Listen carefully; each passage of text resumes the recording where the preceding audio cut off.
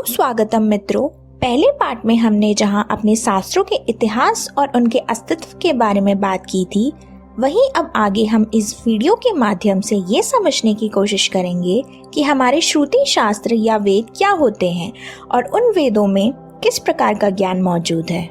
दोस्तों, हमने अपने वैदिक शास्त्रों को समझने के लिए एक सीरीज शुरू की हुई है और ये वीडियो उस सीरीज का सेकंड पार्ट है। तो अगर आपने इस सीरीज का इंट्रोडक्शन पार्ट नहीं देखा है तो हम आपको हाईली रिकमेंड करते हैं कि आप उस वीडियो को जरूर देखें, जिसकी लिंक हमने आई बटन और डिस्क्रिप्शन बॉक्स में दे रखी है। और आगे बढ़ने से पहले आप हमारे चैनल को सब्सक्राइब जरूर कर लें ताकि हमारी वीडियोस की नोटिफिकेशन आपके पास आसानी से पहुंच जाए।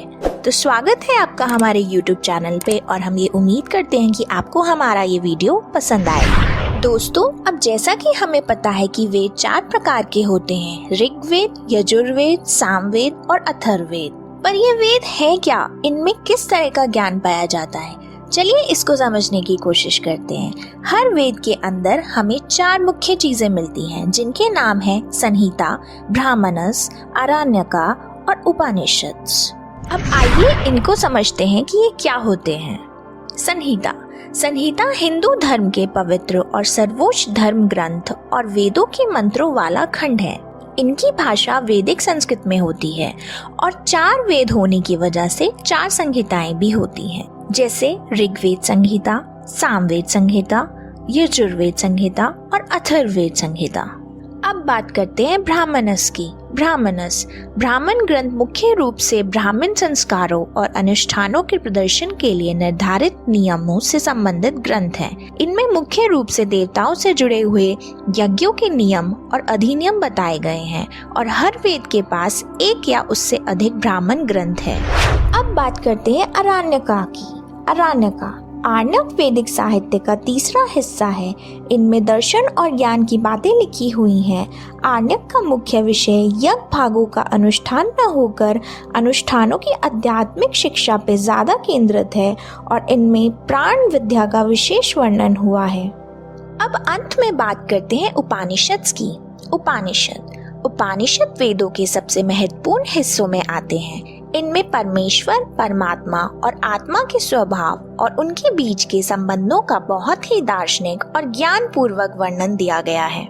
मुक्तिकोपनिषद के अनुसार कुल 108 उपनिषदों को 4 वेदों में अलग अलग भागों में विभाजित कर दिया गया है और फिर इन उपनिषदों को भी वेदों में अलग अलग 7 भागों में विभाजित किया गया है, जिनके नाम है मुख्य, सामान्य, संन्यास, वैष्णव, शैवा, शाक्त और योगा।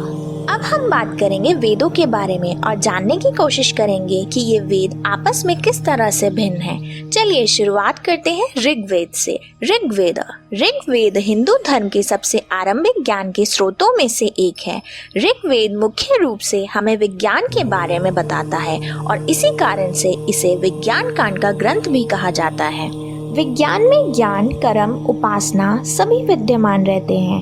अब थोड़ा और ऋग्वेद को डिटेल में समझते हैं। ऋग्वेद के अंदर एक ही संहिता पाई जाती है, जिसको हम ऋग्वेद संहिता बोलते हैं। इसके अंदर हमें 10 मंडलें अर्थात 10 किताबें पाई जाती हैं, जिनमें 1028 रुचियां हैं और इनमें 10,552 मंत्रास भी शामिल हैं।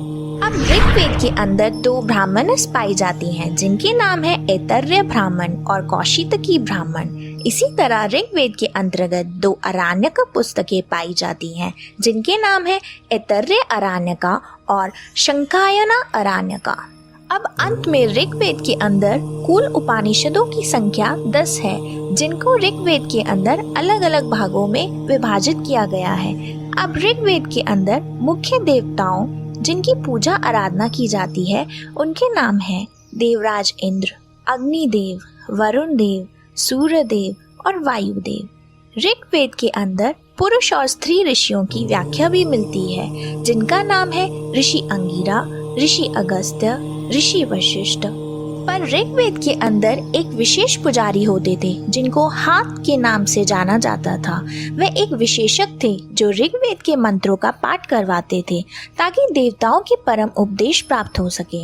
इन सभी स्तुतियों के अतिरिक्त ऋग्वेद में आत्मा, परमात्मा, जीव, प्रकृति, ज्ञान, विज्ञान तथा संसार के विभिन्न पदार्थों का विवरण मिलता है। अब बात करते हैं यजुर्वेद की। यजुर्वेद को हम 2 हिस्सों में विभाजित कर सकते हैं, जिनका नाम है कृष्ण वेद और शुक्ल वेद। यजुर्वेद के अंदर हमें मुख्य रूप से कर्मों के बारे में बताया गया है और यही कारण है कि यजुर्वेद को हम कर्मकांड भी कहते हैं। अब यजुर्वेद को हम डिटेल में समझते हैं। दोस्तों, यजुर्वेद में एक ही संहिता आती है जिसका नाम यजुर्वेद संहिता है, जिनमें 1975 मंत्र मौजूद हैं, जिसको हम यजुस भी कहते हैं। यजुर्वेद के अंदर कुल 3 ब्राह्मणस पाए जाते हैं, जिनके नाम कथक ब्राह्मणा, तैत्तिरीय ब्राह्मणा और शतपथ ब्राह्मणा है। फिर यजुर्वेद में 3 आर्ण्यक भी शामिल हैं, जिनके नाम है बृहद आर्ण्यक, तैत्तिरीय आर्ण्यक और मैत्रायणीय आर्ण्यक। और अंत में यजुर्वेद के अंदर कुल 51 उपनिषद पाए जाते हैं, जिनमें कृष्ण यजुर्वेद के अंदर 32 उपनिषद आते हैं और शुक्ल यजुर्वेद के अंदर 19 उपनिषद, और फिर इन उपनिषदों को 7 अलग अलग भागों में विभाजित किया गया है। यजुर्वेद के विशेष पुजारी को हम अध्वर्यु के नाम से जानते हैं, जो यज्ञों में विशिष्ट अनुष्ठानों के लिए मंत्रों का पाठ करने में विशेषज्ञ थे। अब सामवेद की बात करते हैं। दोस्तों, सामवेद हिंदी के समन शब्द से मिलता है, जिसका अर्थ है धुन। सामवेद चारों वेद के आकार की दृष्टि में सबसे छोटा है, पर इसकी प्रतिष्ठा सर्वाधिक है। सामवेद यद्यपि छोटा है, परंतु एक तरह से यह सभी वेदों का सार रूप है। इसलिए ही सामवेद को उपासना या भक्ति कांड का ग्रंथ भी कहा जाता है। दोस्तों, सामवेद में एक ही संहिता है, जिसको हम सामवेद संहिता कहते हैं, जिनमें 1875 मंत्रास है, पर इनके अधिकतम मंत्र ऋग्वेद से लिए गए हैं। सामवेद में कुल 11 ब्राह्मणस पाए जाते हैं। सामवेद को वेदों का संगीत और सुर भी कहें तो कोई गलत बात नहीं होगी। हमारे भारतीय शास्त्रीय संगीत की जड़ें यहीं से प्रेरित है। सामवेद में 2 आर्ण्यक पाए जाते हैं, जिनके नाम है तलव्यकार आर्ण्यक और छांदोग्य आर्ण्यक है। और अंत में सामवेद के अंदर 16 उपनिषद हैं, जिनमें से प्रमुख है छांदोग्य उपनिषद और केना उपनिषद।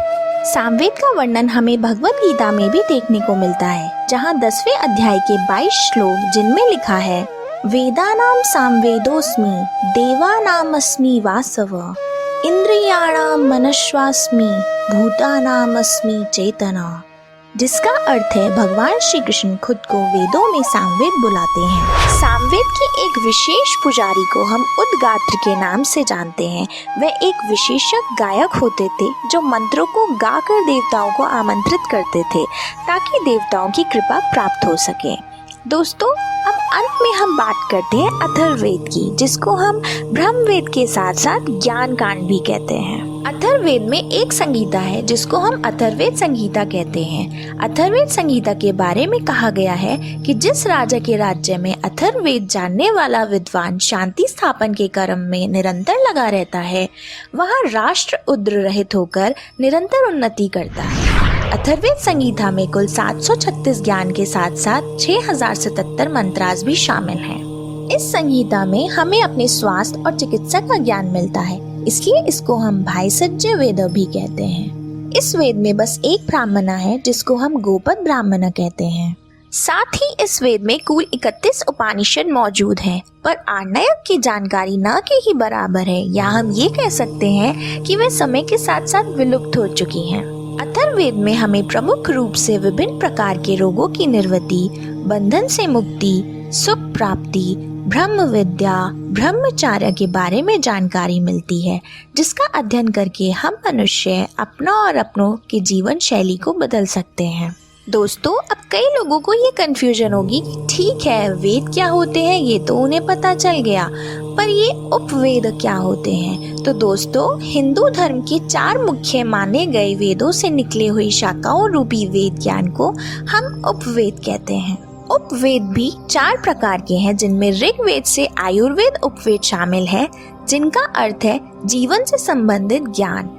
इस ग्रंथ से हम मानव शरीर को निरोग रखने, रोग को जानने से लेकर रोग से मुक्ति पाने तक अथवा आयु बढ़ाने का ज्ञान मिलता है। इसी तरह से यजुर्वेद से धनुर्वेद उपवेद, जिसमें हमें धनुर्विद्या और सैन्य विज्ञान के बारे में जानकारी मिलती है। फिर सामवेद से गंधर्व उपवेद, जिसमें हमें भारतीय संगीत, शास्त्रीय संगीत के बारे में जानकारी मिलती है। और अंत में अथर्ववेद से शिल्प वेद उपवेद शामिल हैं, जिससे हमें किसी के निर्माण के बारे में जानकारी मिलती है। फिर वह निर्माण चाहे घर की हो या मंदिर की, एक तरह से हम इसे प्राचीन सिविल इंजीनियरिंग भी बोल सकते हैं, जिसमें मकानों और इमारतों को कैसे मजबूती से बनाना है उसके बारे में जानकारी मिलती है। दोस्तों, अब हम उम्मीद करते हैं कि आपको हमारे वेदों या श्रुति शास्त्रों के बारे में आज की वीडियो से कुछ नई जानकारी तो मिली ही होगी। अब हम अपने नेक्स्ट वीडियो में इस सीरीज को कंटिन्यू रखेंगे और अगले वीडियो में स्मृति शास्त्र क्या होते हैं उसके बारे में बात करेंगे। तो मित्रों, हम उम्मीद करते हैं कि आपको आज की ये वीडियो पसंद आई होगी, और अगर पसंद आई है तो आप इसको जरूर अपने फैमिलीज या दोस्तों में शेयर करनी चाहिए, ताकि जिस सनातन वैदिक संस्कृति की महानता को हम भूलते जा रहे हैं, आज इस सीरीज के माध्यम से हमें अपने वैदिक संस्कृति को डिटेल में जानने का अवसर मिल रहा है। तो आप इसे ज़रूर शेयर करें और चैनल को भी ज़रूर सब्सक्राइब कर लें। तो मिलते हैं दोस्तों हम आपसे अपने अगले वीडियो में। तब तक आप अपना और अपनों का ख्याल रखें।